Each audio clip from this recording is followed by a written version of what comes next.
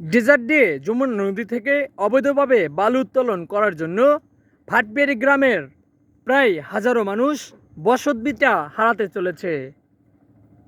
মাত্র ১.৫ মাসেই প্রায় কয়েকশো বিঘা জমি নদীগর্ভে বিলীন হয়ে গিয়েছে।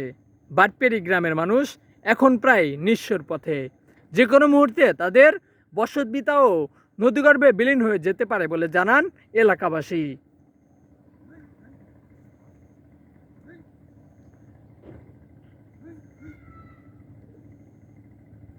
গ্রামবাসী জানান, যদি অবৈধভাবে বালু উত্তোলন না করা হতো তাহলে তাদের এই অবস্থা হতো না।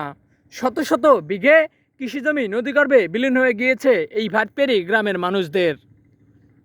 এখন তাদের বসতভিটার প্রায় একদম নিকটেই এই নদীর কিনারায় এসে গেছে।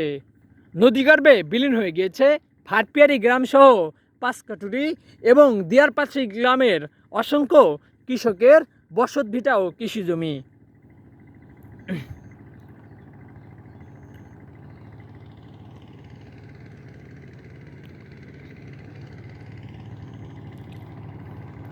আচ্ছা।